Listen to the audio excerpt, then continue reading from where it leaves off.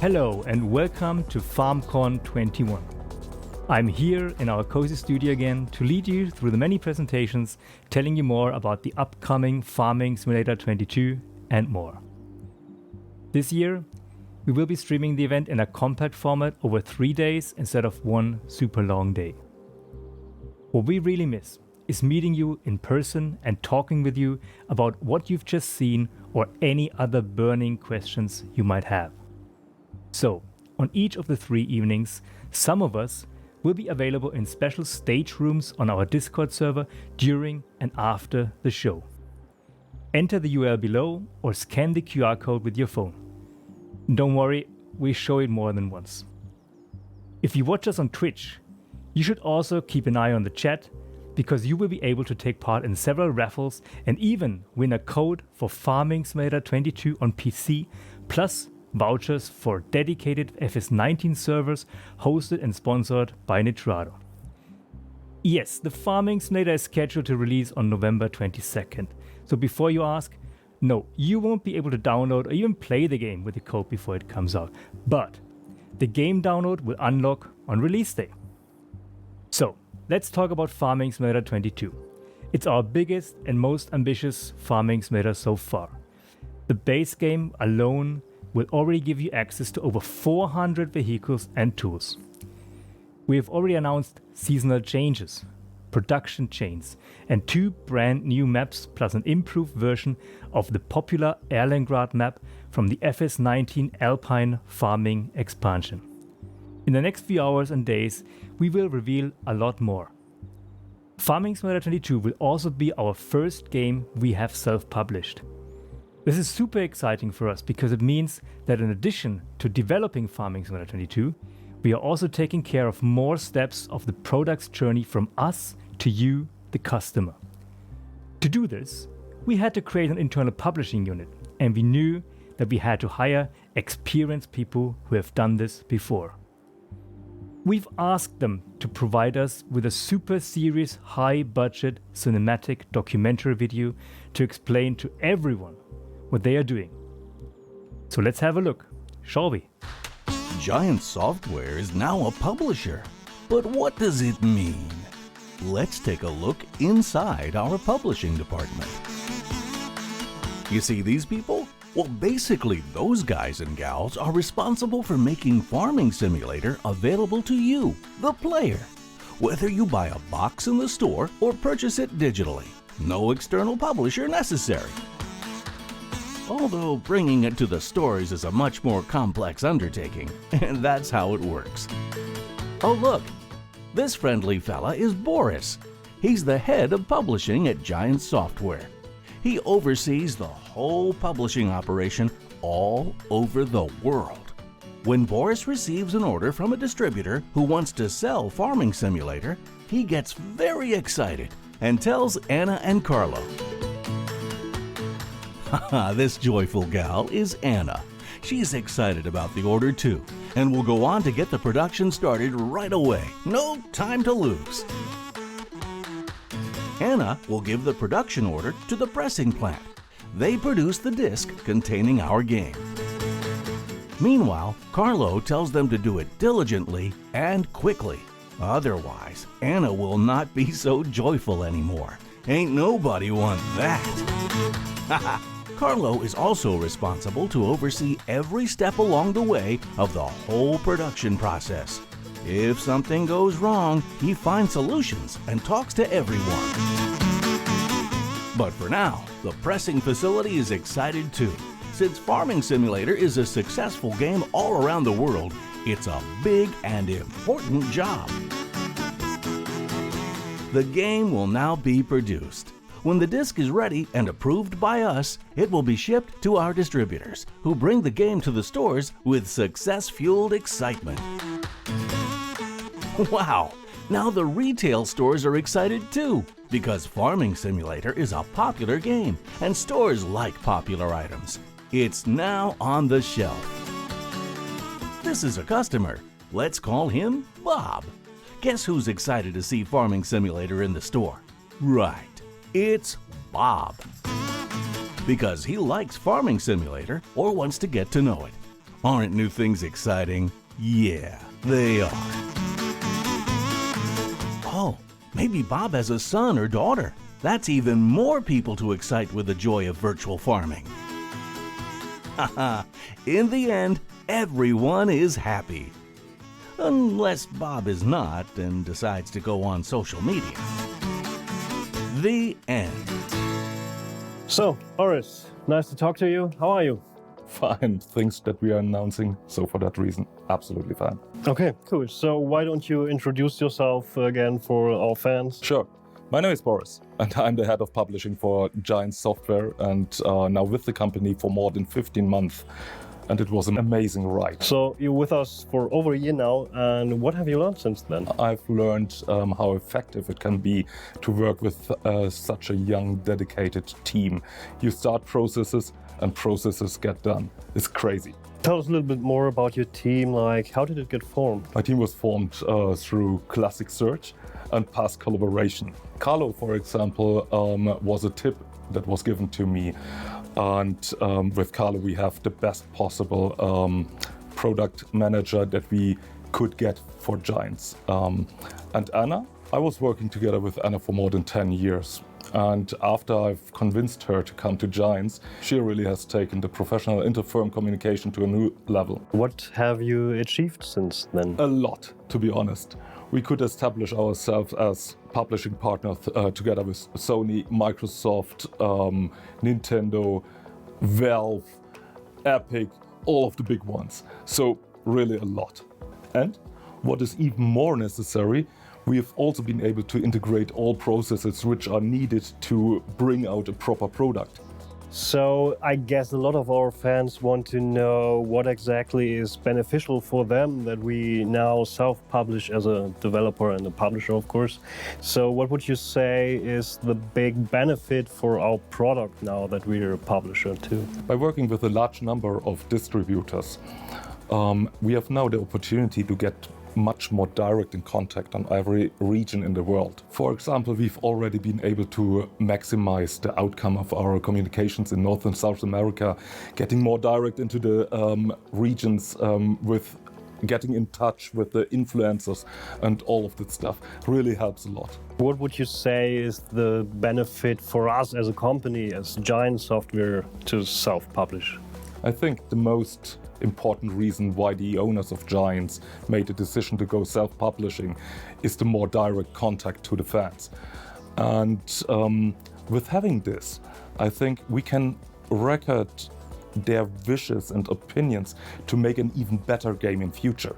And of course, another important point is to explore new regions like Asia and others.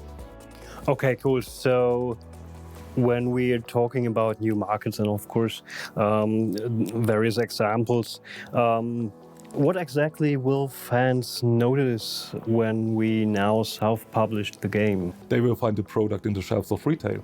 I think this is the most important thing. So more players will find the game in the shelves now. Can you give us some examples on where they will find the game?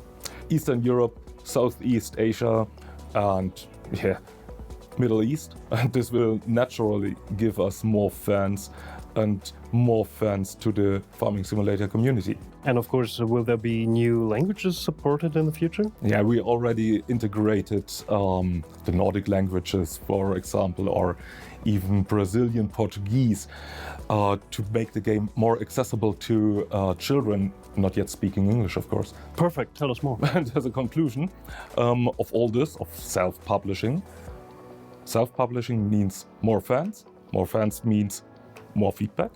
More feedback means better games in the future. That sounds good. Can you tell us already from a publishing side what will improve with Farming Simulator 22? Yeah, of course. We have already been able to streamline our pre-order strategy, so to avoid all of the confusion of having different pre-order items, whatever. So we will only have one pre-order item, and you can receive it wherever you pre-order your game digitally or afterwards buy it physically. And this, I think, is a really good thing to avoid all of this confusion. Okay, can you tell us again what the pre-order item will be? will be the class saddle track pack. So it's not only a tractor, but it's a machine which comes with many different attachments. Cool, thank you. Thank you. And now we get back to Martin showing you more of FarmCon. So that's self-publishing.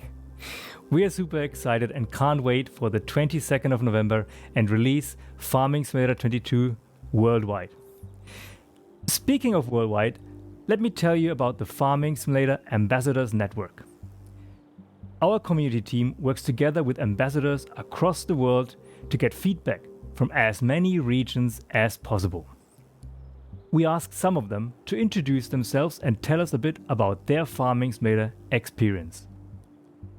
Let's start with Bruno from France. Bonjour, c'est Bruno d'Universimu. Vous me connaissez plus sous le nom de Simulagri Modding. Je suis vraiment très fier aujourd'hui de représenter la France, de représenter Farming Simulator en France via le réseau ambassadeur. Merci Giant Software pour cette opportunité.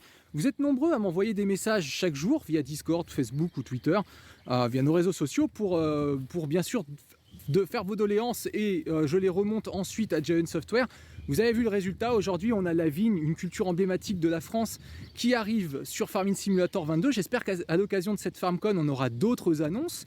Moi personnellement, voilà, j'attends un petit peu plus de l'élevage dans Farming Simulator 22 et notamment de l'élevage de chevaux.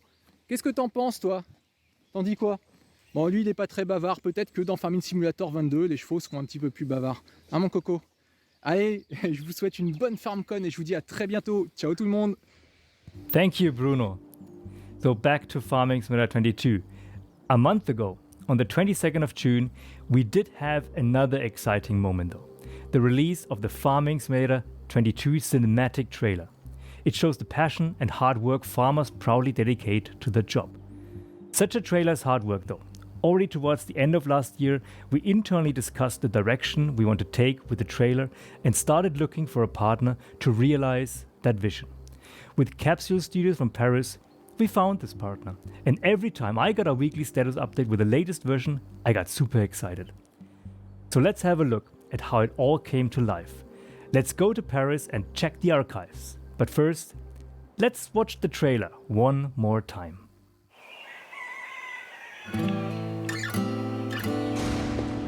A wise man once said, to forget how to dig the soil, tend the earth, is to forget ourselves. Well, maybe some have, but a few of us still know. You gotta be willing to put in the time, make the sacrifices, and the hard choices. The job's got its perks, don't get me wrong. The sweet smell of the morning dew, the way the warm sun and the cool breeze can dance across your skin. But don't think it's a game. The farm's got a way of sorting the wheat from the chaff. Just remember to keep your wits about you. You fall, you get back up again. 'Cause this is more than just a job. It's a calling.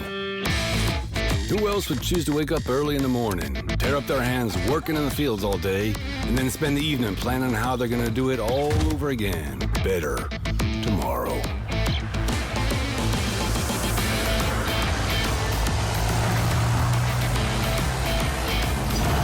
Day after day. Season after season. Year after year. That's a calling that's never ending. It stretches far forward and back from us as long as farmers have been tending this earth. And farmers will be around as long as such a thing exists. Tomorrow is secured by those willing to dirty their hands today. So when you feel alone out there in the field,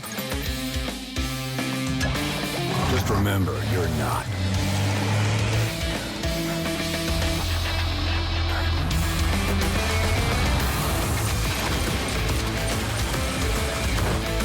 Think about all those that have come before you. And all those that'll follow.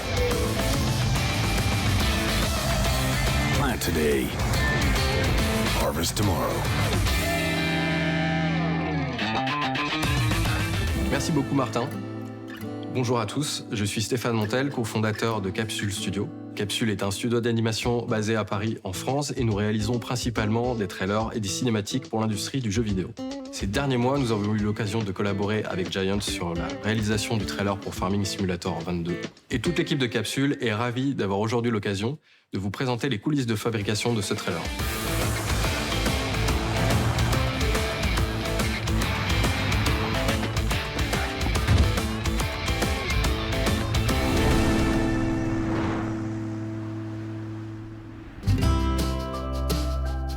Début 2021, nous avons commencé à discuter avec Giants de l'histoire du trailer. L'objectif n'était pas seulement de montrer les améliorations du prochain jeu, mais aussi de réussir à transmettre les émotions qui animent la communauté de joueurs. Pour beaucoup d'entre eux, l'agriculture est une véritable passion et Farming Simulator est le jeu qui respecte et capture cet engagement. Au regard des intentions, il était clair que nous devions imaginer une histoire avant tout humaine. Une histoire qui parle de tradition, mais aussi de transmission entre les générations. D'un côté, nous avons le personnage de Jacob, c'est un agriculteur d'âge mûr qui doit en quelque sorte représenter la sagesse du fermier expérimenté. Et d'un autre côté, nous avons le personnage de Sophia, qui représente une nouvelle génération de fermiers, peut-être plus décontracté et moderne dans son attitude, mais tout aussi engagé. À partir de là, nous avons commencé à traduire nos idées sous la forme d'un storyboard. La mise en scène que nous avons imaginée cherche à mettre en contraste les approches très différentes du métier de fermier par nos deux personnages, pour au final révéler qu'il s'agit d'une histoire de famille, l'histoire d'un père et de sa fille et de leur passion commune pour l'agriculture. Avec l'équipe de Giants, nous avons eu beaucoup de discussions pour trouver le juste équilibre dans le ton de chaque personnage. Par exemple, Sophia, au début du film, a une attitude peut-être très décontractée vis-à-vis de ses responsabilités. Mais il était important de trouver le juste milieu, de ne pas tomber dans le ridicule pour pouvoir par la suite faire évoluer son personnage et montrer son apprentissage. Le storyboard est vraiment la première brique d'un long processus de fabrication. À partir de là, une foule d'artistes vont collaborer ensemble pour donner vie à un film entièrement en animation 3D.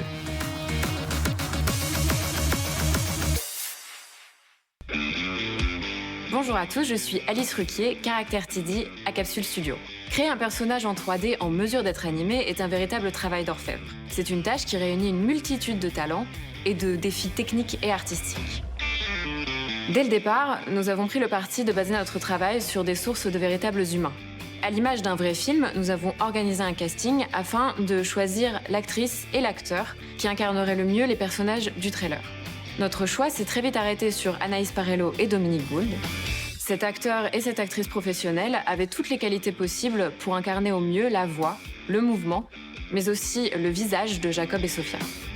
La première étape a été de scanner Anaïs et Dominique. Cette étape consiste à prendre en photo sous tous les angles le modèle afin de reconstituer la texture et les formes de son visage.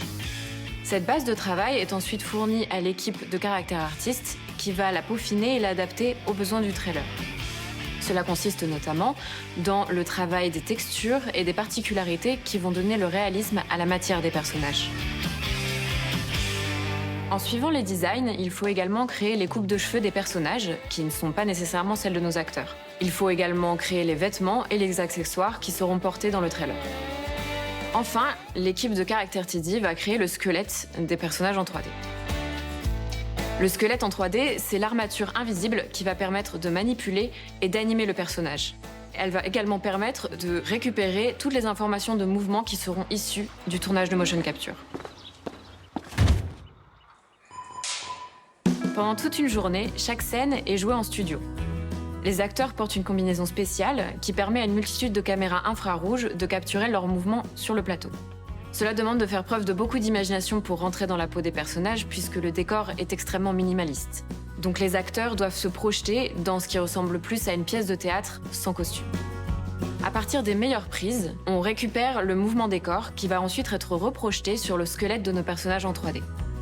Commence alors l'étape de prévisualisation.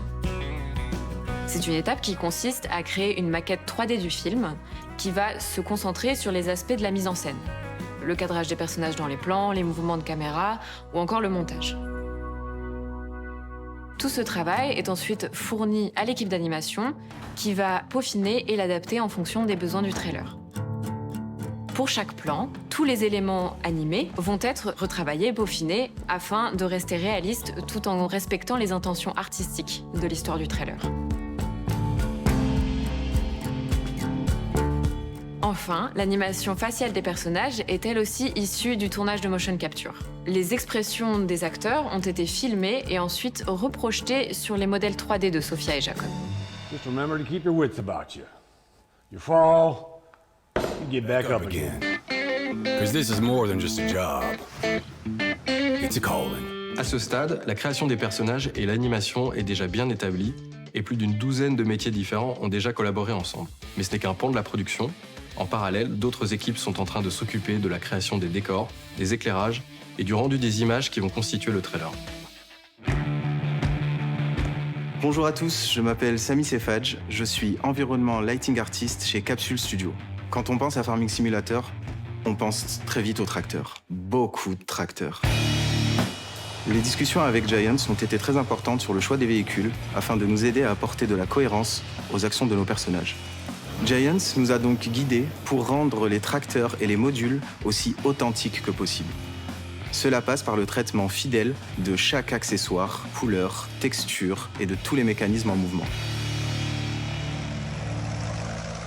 Nous savons que le moindre détail est important pour la communauté des joueurs de Farming Simulator et au final, ces véhicules sont devenus de véritables personnages à part entière de notre trailer.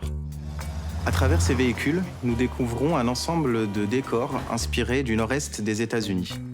Le travail de création des décors en 3D est avant tout un travail d'observation. À partir de références réelles, les artistes en charge des environnements vont créer une première base de décors, qu'ils vont complexifier petit à petit en ajoutant divers niveaux de détails tels que les végétations, les objets et divers éléments architecturaux. À ce stade du film, chaque scène comporte les personnages, les véhicules et les décors. Tous ces éléments sont animés afin de raconter l'histoire du trailer. L'équipe de FX Artists peut alors intervenir afin de créer les différents effets tels que la poussière, la fumée et les particules. Chaque effet est simulé physiquement afin d'être le plus réaliste possible. C'est une étape très importante afin de se rendre compte de l'influence des éléments animés sur leur environnement. En parallèle, l'équipe des environnements artistes poursuit son travail sur l'éclairage de chaque plan du film. L'objectif est de rester réaliste tout en ne négligeant pas l'aspect cinématographique et artistique du trailer. Chaque séquence a donc son propre éclairage, sa propre couleur, afin d'accompagner la narration. Par exemple, l'hiver est marqué par des tons froids, alors que l'été est beaucoup plus chaud et lumineux. La lumière a donc une double fonction, celle d'illustrer le passage du temps entre les séquences, mais également d'appuyer les émotions exprimées par le trailer. Après l'étape d'éclairage, il faut calculer chaque image qui constitue le trailer. Chaque seconde d'animation nécessite 25 images, et chaque image met entre 2 heures et 24 heures pour être calculée. Toutes ces images sont ensuite assemblées pour former l'intégralité du film. On vient alors apporter les dernières finitions avec l'étalonnage des couleurs. C'est l'aboutissement de l'aspect visuel du trailer.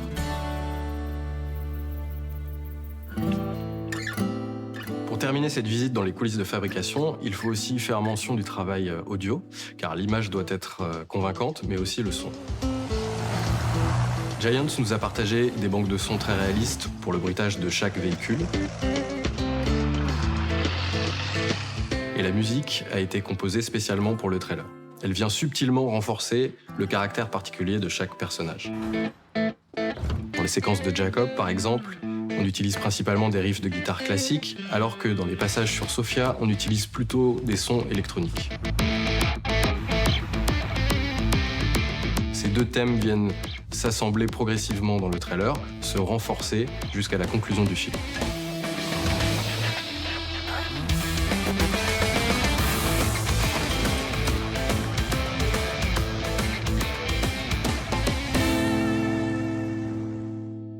Au final, un tel projet aura fait collaborer une trentaine de personnes pendant 4 mois de travail intensif. C'est un véritable travail d'équipe entre Giants, capsules et tous les différents intervenants. Quand vous mettez autant d'efforts dans une création, que ce soit un jeu ou un trailer, vous le faites dans l'espoir qu'il rencontre son public, qu'il fasse rêver les gens, et lire les messages très positifs de la communauté nous a apporté énormément de satisfaction. Voilà, nous espérons que ce court voyage dans les coulisses de fabrication de ce trailer vous a plu, et merci beaucoup d'avoir répondu à l'appel de Farming Simulator 22. We really enjoyed working on this trailer. Let us know how you liked it in the chat or on the official Farming Simulator Discord server. Up next is a topic I'm always very excited about. It's also always the first tough decision I have to make when playing a new farming simulator. Which map do I play on? Farming Simulator 22 will come with 3 beautiful maps in total. The popular Alpine map Erlengrad is making its return, and together with the 2 new detail-oriented environments, it will not be easy to decide where to begin. Today, we will introduce you to one of the new maps. We travel to the Midwest in the United States, and somewhere there, we will find our fictional town called Elm Creek. The person who currently spends the most time in Elm Creek is Florian Busse, and he will tell you now what farmers will find there. Isn't that right, Florian? Ja, natürlich. Ich habe unzählige Stunden. I work as a senior level designer at Giants, and I'm responsible for the visual and structural look of the US map for FS22. Needless to say, I have spent countless hours in Elm Creek. At Giant Software, we have specialists in 3D modeling, texturing, effects, audio, and more, not to mention the game designers and programmers who then implement their vision in the game. Creating a map for Farming Simulator is a team effort. As Martin mentioned, Elm Creek is inspired by the American Midwest. We did some in-depth research when creating this map. In general, the US Midwest has a completely flat landscape, so it was difficult to find a region suitable for 2 times 2 kilometers. Just providing a flat rectangle would not be enough for us. So first we had to take a closer look at the landscape. After a while, we understood the diversity of the terrain. We also found hilly areas, rivers, and streams that cut deep notches into the landscape. Eventually, we created a combination of these terrain features within the authentic flat landscape. The most obvious difference compared to Ravenport in FS19, we have a flat landscape with no coastline. Instead, for example, Elm Creek has a hidden canyon with a cave, which contains rocks that we embedded seamlessly into the landscape. In the flat area, we also work with slight increases and decreases in elevation. So you can drive under our railroad line, which goes straight through the land with its underpasses. And you can even drive over it when you come across the railroad bridge. Elm Creek features several bridges due to various rivers and streams that run throughout the map. However, the rivers are not deep and can also easily be crossed with a vehicle, so you won't feel restricted in your movement. This gives us the opportunity to add the necessary visual dynamics to the map, which should give it a subtle attraction through constant variation, rather than on a 2 times 2 kilometer flat plain, where interest is quickly lost. The focus of Elm Creek is on vast areas of farmland. There's no real town this time. We're actually more on the edges of town. There's a gas station, various small businesses, residential areas, and even a few slices of Americana, with a baseball stadium and bowling center. Dealing with a large draw distance presents a challenge to us. We have to make sure that buildings can be easily hidden in the distance. We need to reduce the number of objects to a minimum in order to be able to offer you a good frame rate, so that you can also play the game as smoothly as possible. Many buildings are visible over a long distance, so we can't just fade them out. With medium distance, we have the same problem with all objects and props that need a high distance visibility. This increases the number of generally visible objects enormously. Wir versuchen die Sichtlinien mit Bäumen We try to break the lines of sight with trees to allow clipping distances, that is, the imperceptible fade out of so many objects. Die visuelle Menge zu reduzieren, gibt es aber auch noch andere Möglichkeiten. There are other ways to reduce the amount of visual objects. If you just put trees in the center or use trees to hide stuff, it also increases the number of transparent areas, because the branches and leaves of the trees are created by so-called alpha planes. That is, they are not 3D modeled, but 2D drawings with transparent backgrounds. Diese sind aber transparent. Und das bedeutet eine hohe Renderzeit für diese Objekte. Dazu haben diese Bäume They also have quite a few polygons. After all, we want to present you with decent vegetation. That's the design challenge. die gestalterische Herausforderung. Man möchte wundervolle Grafik. We want to provide you a game that features great graphics, but also smooth performance. Gibt es ein technisches To solve this, there are various technical remedies, and each remedy has its own side effects. das richtige Heilmittel anzuwenden und die The art is now to apply the right remedy and to balance side effects in a way that we get a stable and high frame rate. Our programmers and technical artists do a fantastic job and guarantee you a smooth experience.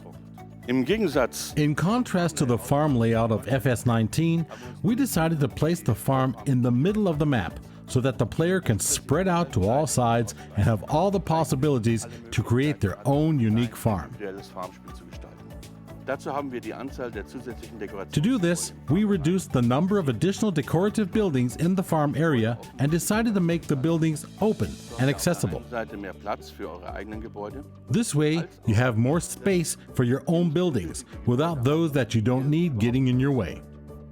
So hat jetzt zum Beispiel die Garage Both the garage and barn interiors feature multiple levels. You can drive into the buildings and store your vehicles there.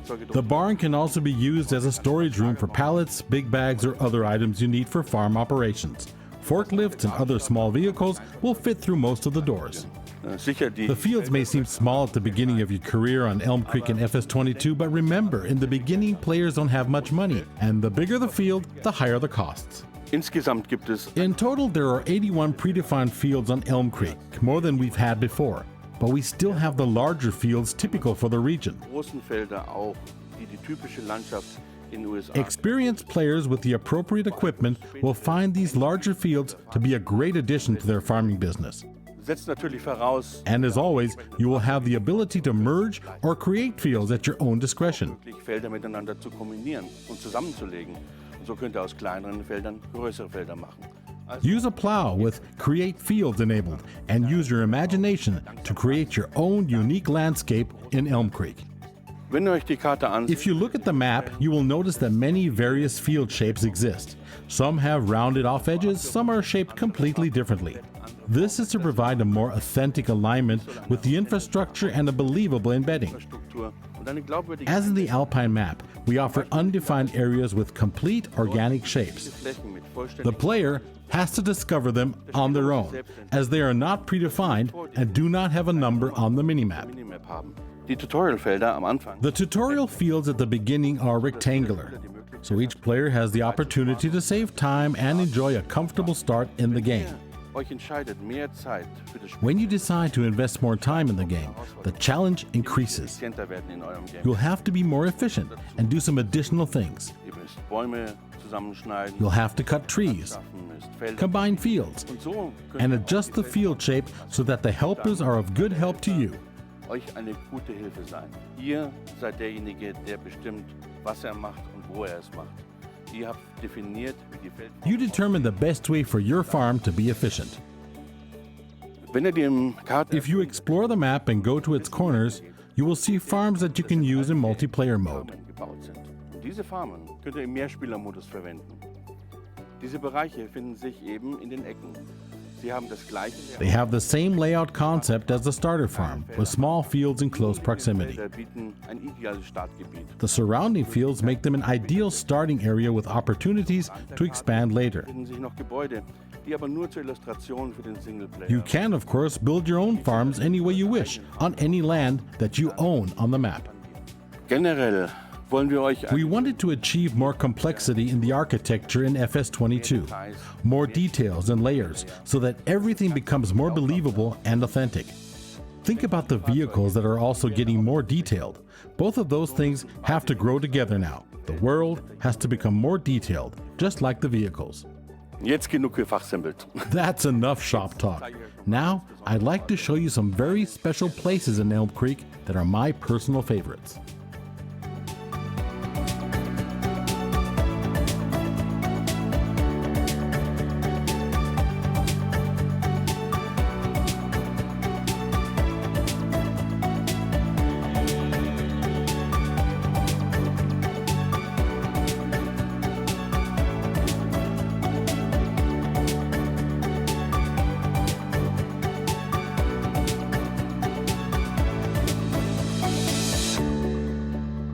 Thank you, Florian. I'm tempted to start my Farming Simulator 22 on Elm Creek now. That said, we still have to show you the other new map, and, well, we'll save it for later. We want to show you a lot at FarmCon, but we also want to keep some gems for the future. Something we did already announce in our very first announcement for Farming Simulator 22 were the seasonal changes. As much as it might be nice to have an endless summer like before, having alternating seasons and crop calendars adds more realism. But also complexity. We've thought about this a lot. How do we add it but also keep it fun for players who don't want to be told when they can or cannot do something? We think that we found a good solution, which will enhance the gameplay for everyone. Jos, your turn. Thanks, Martin, for having me. I'm Jos and I'm gameplay developer at Giants. I'll tell you something about the seasonal cycles in Farming Simulator 22. The seasonal cycles in Farming Simulator 22 bring a whole new level of gameplay. First, we have spring. In spring, the trees have vibrant colors and the brand new year starts. Then we have summer, where the plants mature and the trees darken. Afterwards, we get autumn with its darker colors and red and brown trees, depending on the tree type. And in the end, we have winter, where all the leaves fall from the trees and you get snow. A year is divided into 12 months. Every month is one day in the game. But you can still control how fast a day passes. This way, season can range from half an hour of game time up to a whole weekend. The biggest change in gameplay that comes with the seasonal cycles is the new crop calendar. The crop calendar decides whether you can plant barley or must stay with cotton. For example, the barley is a winter barley in our game, so you can only plant it in the autumn and it will grow until ripe summer. This way, throughout the year you have to decide whether you can plant something or you cannot. This adds a whole new level of gameplay and mechanics to the crop system. But there is more. Because of the varying times of harvest for each crop, you also get varying prices during the year. This way, it is not the best method to sell directly after harvesting. You should store your product and sell it the year after to get better prices. In the winter, we have snow, which you can remove with the snowplows to keep your yard clean. Also, grass does not grow in the winter, so if you have animals, you have to make sure you get enough food for them before the winter starts.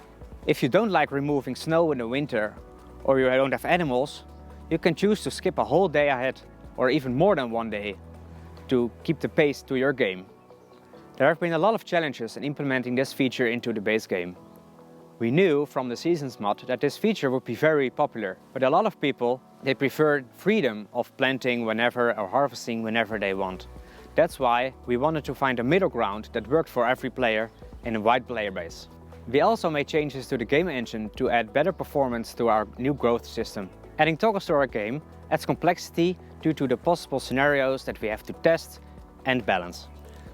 We also added new changes to our game engine to add more performant growth and more reliable growth. We also updated our maps to take full advantage of the new changes with the seasons. We added snowmen, we added snow on roofs, and we added many items that depend on the current season. We hope you have fun with our new snowman.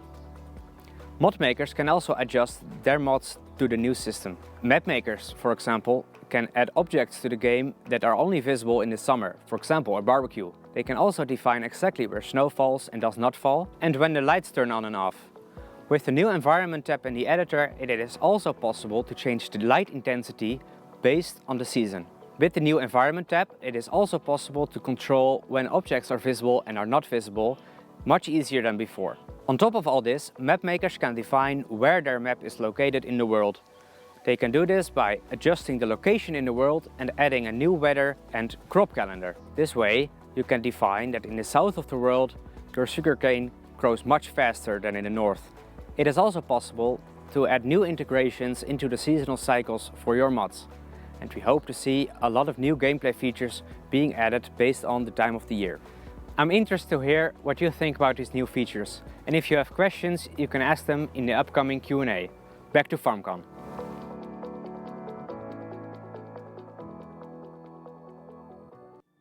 Gotta say, I like summer, but I'm looking forward to snow in Farming Simulator 22. If you'd like to have a chat with Jos and other Giants folks, then join our Discord server, where we will be available during and after the show. On there, you will also find discussions about the Farming Simulator League. In the FSL, teamwork, coordination, discipline and precision are needed to take home the victory when the teams fight for a prize pool of 250,000 euros in the current Season 3. I bet we see some really exciting matches in the next tournament, which will take place this weekend. Our next ambassador is actually a part of Bednar's FSL team. Let me introduce you to Jose from Czech Republic. Zdravíme FarmCon! Jmenuji se Jose, jsem streamer a youtuber. Zároveň jsem součástí týmu FSL Bednar. Giant mi dal pár minut, abych vám řekl pár slov. Tímto jim chci poděkovat, že mi dali možnost vytvořit českou komunitu, která je úžasná. A pomalu se zapojuje do vytváření módů pro Farming Simulator. Jsem rád, že mě komunita v tomto podporuje. Bez vás by to nebylo ono. A nakonec chci poděkovat veškeré komunitě Farming Simulator, že vůbec existuje. A jsem rád, že jsem její součástí. Takže si mějte krásně. Ahoj! Coordination and precision. Precision and farming. Precision farming! This transition was almost too easy. Back in 2020, we've announced our partnership with EIT Food and John Deere to develop a precision farming mod together. Your feedback was astonishing, and we are glad to say that we will continue working on it, and we're happy to announce precision farming will return in Farming Simulator 22. But for those of you who are perhaps unfamiliar with precision farming and what it adds to Farming Simulator, let's start with a quick summary of the project. To start taking samples of your soil, you'll need two things: the John Deere Gainer and the Iceria Scout. With the sampler, we can find out on which types of soil your crops are growing on. Let's take a look at the new Precision Farming tab in the menu.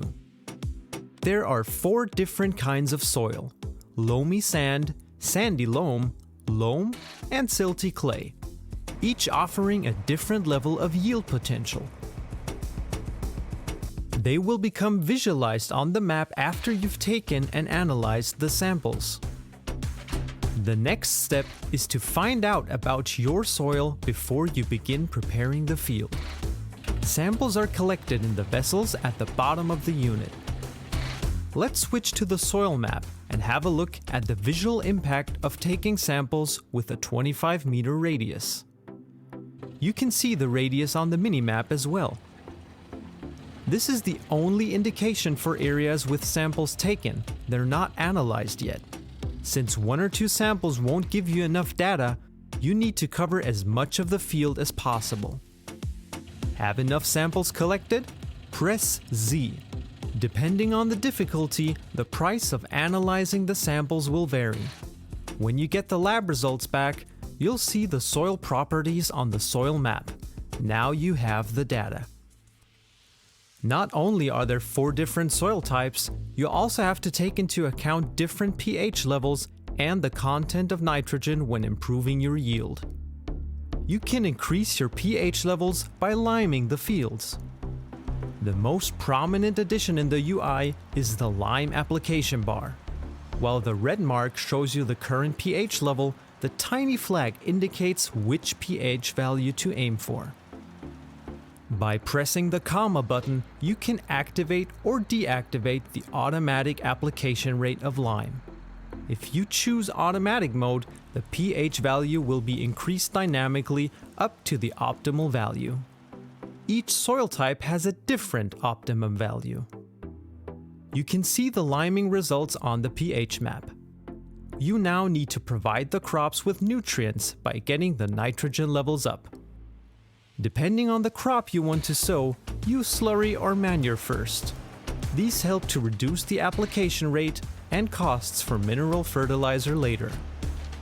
After sowing the crop, you can adjust the nitrogen level to the crop target value with mineral fertilizer. While liming and fertilizing, you'll see the rising values live on the minimap. After the usual field work, including the removal of weeds, the crops will soon be ready for harvesting. But that's not all. Precision farming is about collecting data and statistics too. Here, you'll see everything that has happened so far. How many soil samples you took per field and how much it cost, and how much lime and fertilizer was applied. Depending on how many fields are in your possession, you might be using the AI helper. His route can now be optimized with the help of the GPS signal provided by an RTK station. There are 2 different RTK stations to choose from. After placing the RTK station on your farm, the helper will work more efficiently, meaning you'll save seeds, lime, fertilizer, fuel, and in the end, money.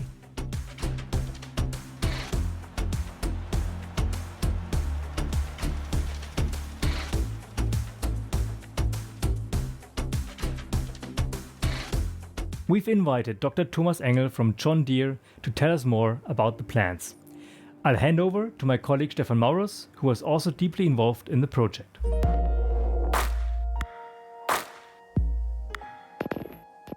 Welcome to this interview. My name is Stefan Maurus, as he already told you, and I'm a gameplay programmer here at Giant Software. And now it's all about the Precision Farming DLC.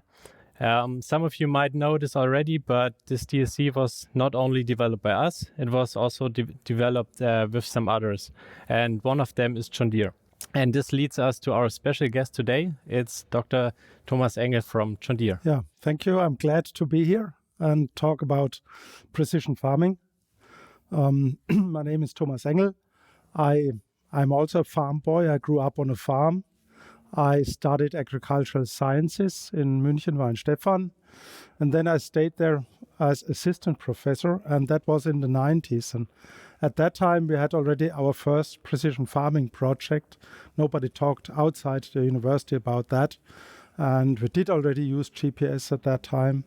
And after that, I joined in 97. I joined CLASS and introduced the first precision farming products into the market, yield mapping especially. And then in 2000, I joined Deere. So I'm now 21 years with John Deere. And I was first responsible for the development of precision farming products. And then I had the overall responsibility for precision farming in Europe till 2015. And since then, I'm manager technology innovation strategy, looking further ahead, what are the next important technologies in future we should work on, and also working with universities, with students, working with startups, and but most of the time it's all related to precision farming. So precision farming is more or less the area where I'm in since 30 years.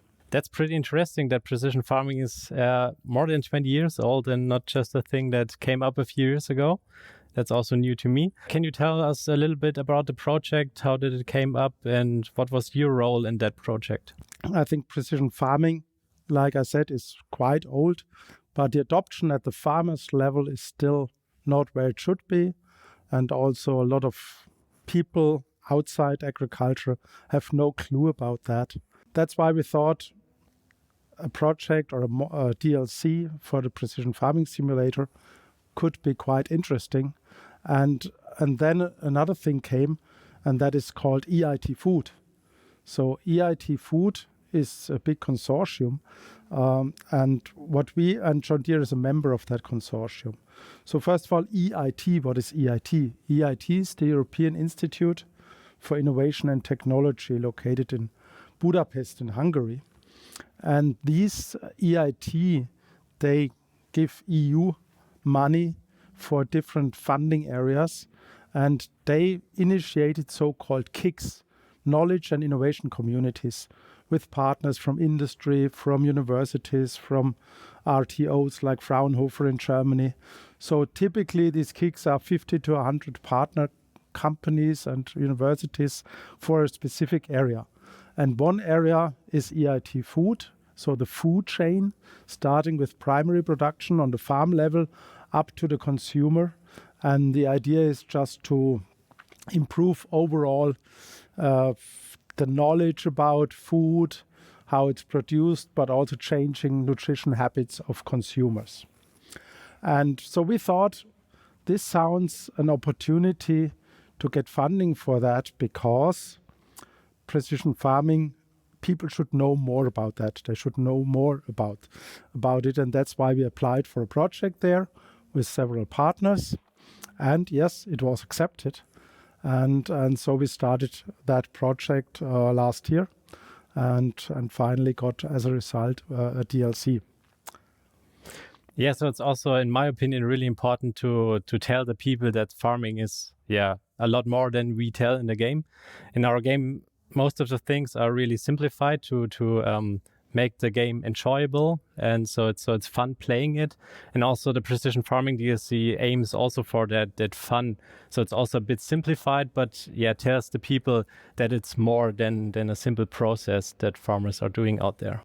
Yeah, I think what our goal of the project was really, first of all, telling people what is precision farming and what is the difference to traditional farming.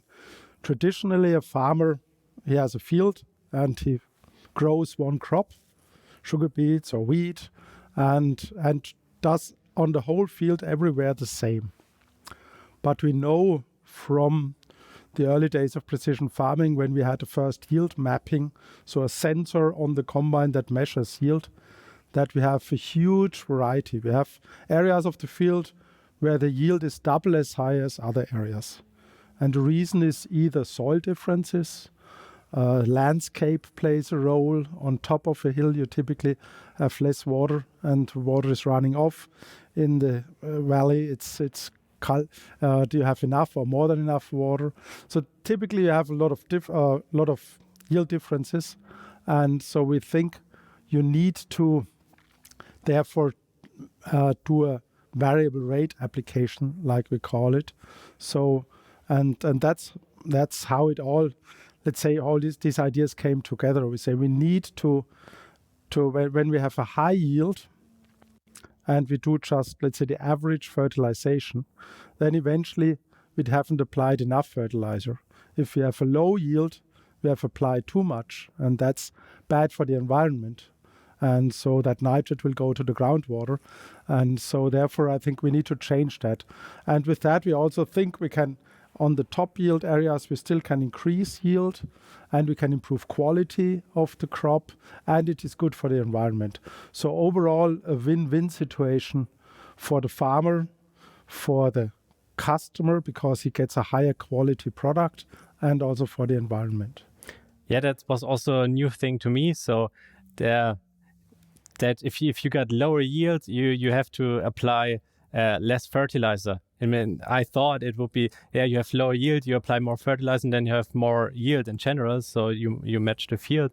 But it's, exactly the opposite. So that was also new to me as a developer of the game. So yeah, I think it depends. So if the low yield is related to sandy soil with less water capacity, etc., then you need to reduce.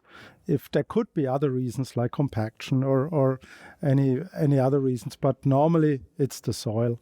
And therefore, I think to have the soil maps is key for precision farming. The general image of farmers is, let's say, not the best, but it seems like that farming is a lot more than most of the people think. Yeah, I think that image problem that farming has was one of the reasons why we applied for that project, because in that project, one of the goals is to raise awareness how food is produced and also improve knowledge about food production. People think farming 50 years ago, the small family-owned farm with a few cows and a few pigs and everything, that was the perfect farming.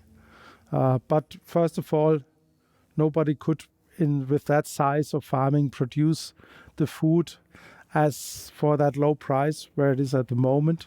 So, and on the other hand, we know that we have really, with modern farming technology, this is much better for the environment. And like I said before, less nitrate leaching to the groundwater. One of the reasons why we have too much nitrate in the groundwater is that traditional farming, that we treat the whole field the same. And therefore you have a surplus of nitrogen in some areas, and that goes to the groundwater. Modern farming is much better and is much more sustainable than previous farming. And therefore, I think it's important that I know that. I don't think we need to turn the clock backwards like it was 50 years ago. No, we need to ensure that more precision farming technologies are adopted by the farmers. And that's why we say, okay, we want to, first of all, improve knowledge for under young farmers about precision farming. They learn that nowadays in universities, etc. But also some kids should know about that, and some are also multipliers in their families.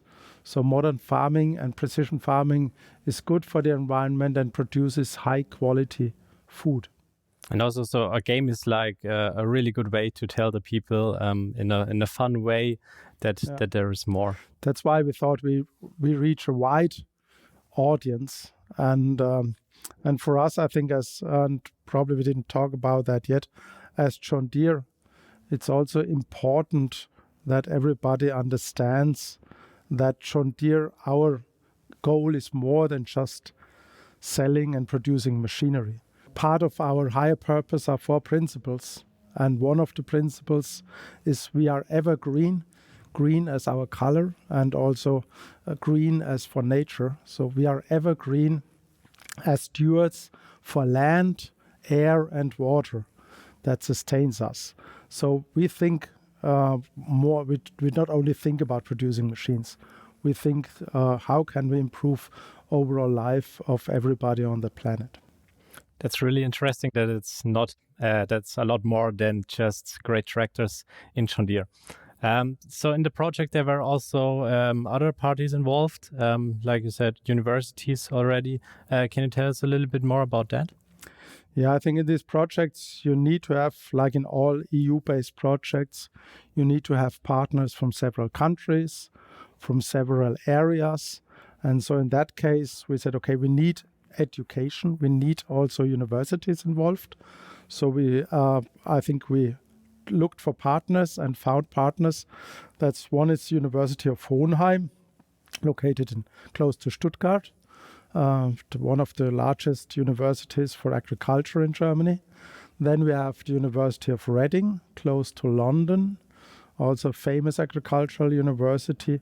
And they worked with students and discussed the DLC and what should be in such a module in a game. How could we implement the ideas of precision farming in a game? So they delivered feedback. We had sessions with them, workshops. That's one thing. Then we have Grupo AN from Spain. So we also have covered Southern Europe. They are a big cooperative and they have more than 30,000 farmers as members. So they delivered also. We had sessions with young farmers there. They also delivered input into that and gave us constructive feedback. Since this year, it is now the 2nd year of the project, which just started. We also have the Institute for Animal Reproduction and Food Research from the Polish Academy of Sciences. So with that, we cover also, let's say, young farmers in Eastern Europe, but also we cover with that the research side and the communication side, so that we also make that product and that module or increase awareness not only in Western and Southern but also in Eastern Europe, so that we have a good good representation of all areas. And finally, clearly we needed somebody to implement that or to develop that module or that DLC, and that was clear. We needed to work with you guys, because I think Giants is definitely the most advanced and best software in that farming simulator world, and I think also by far the biggest player there. So there was no question, and luckily we were able to convince you to work with us, and we are really happy about this first DLC that was finally published end of last year, and it really. I think it is a great product. And also from our side, it was a really good cooperation with all these partners together, and it helped us really well to develop this mod, and also to have the knowledge of them, to help us to make it as realistic as possible. For example, like the nitrogen values and so on, so that they are matching the reality. So yeah, let's talk a little bit about the first version of the precision farming module. Can you tell us a little bit about the features we've implemented? Yes, sure. I think first of all, we need to understand that all what we do when we do variable rate applications is based on precise location in the field. And therefore we need GNSS, we need global navigation satellite systems like GPS, but nowadays we also use GLONASS, the Russian system. We use Galileo with our receivers, and with that we can locate the machine with an accuracy of 2 centimeters in the field. And so we said with that, with so-called RTK base stations, we want to do that so that everybody understands with that we can steer the machine automatically very accurate without any overlap. So we added RTK base stations to the game. Then, like I said, at the beginning, we need to understand what the differences in the field are, what the soil differences in the field are. Therefore, first, the player has to take soil samples, and then they are analyzed in the lab, and then you get a nice map of the soil with the different soil types. And based on the soil types, you also get values like the pH value of the soil and also the nitrogen content of the soil. And based on that, then you start working in the field. Clearly, you need to seed first, but before that, typically you apply lime, and lime to compensate for the wrong pH value. So every soil type needs a specific pH value, because let's say when you have a sandy soil, it should be lower, and when you have a more heavy soil, then also you need a higher pH value, because this also helps to build structure, that the soil is better for the crops. So every soil type has its goal, its pH target value, and therefore you start spreading lime, and with that you can then bring it to the specific value where it should be. Then after seeding, you also need to do fertilizing. So we have here 2 areas. We have organic fertilizer, which you can apply this. You still apply uniformly. Before the lime, you can change in the field based on the soil types. In the first type of the module, we just said, okay, for manure, we just organic fertilizer. We do everywhere the same, and then we do the rest with a mineral fertilizer that could be granular or could be fluid fertilizer, and then you just bring it up to the level where it should be for that area in the field. So this is our fertilizing is a big area, because it's also so sensitive for the nature, for the environment. And then finally you need to harvest, and then during harvesting you see you get a yield map and you see the differences of the yield in the field. That's where precision farming originally from the idea started 25 years ago, that you have this yield map and understand how much variance you have in the field. And then finally, when you have done variable rate applications, you also have different types of costs. You have a different income level with different yields, and you have different costs.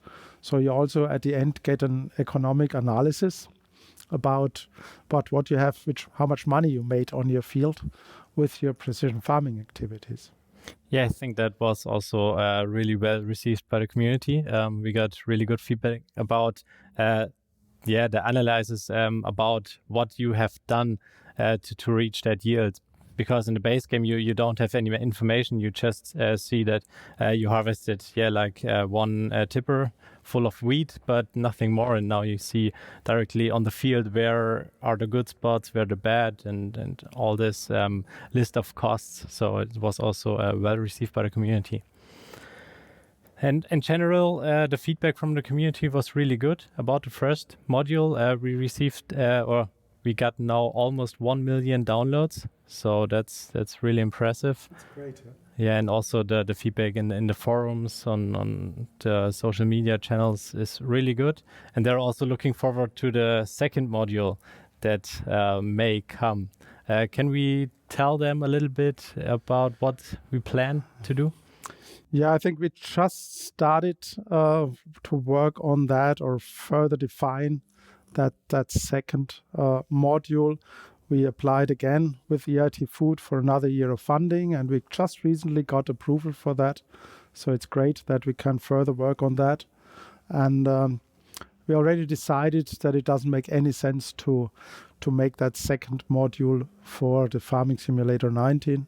So it will be based on the Farming Simulator 22. So that is probably the first information or the first decision that already is made. And then on a high level, we already also decided what additional features we want to add. And on a high level, we can say we also looked into the feedback from the community. So before we really started to talk about new features, we analyzed the feedback from the players, from the gamers. We analyzed, we presented it again to students, to young farmers. We discussed it at the academia level with the professors at the universities, etc. And after all that feedback, we made a priority list. What should we and could we do as a next step? Because there are a lot of ideas, but you cannot do everything. So I think one of the feedbacks was this taking soil samples is nice, but it's so time consuming. And for some, it's just takes too long.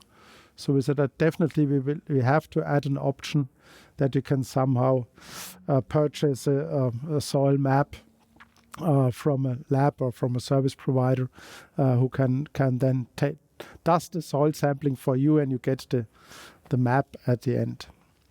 Another area which is very important and which is also, I think, for a lot of people, a very sensitive area especially for the not for the farming level, and we want to also there spread the message what is possible is weed control.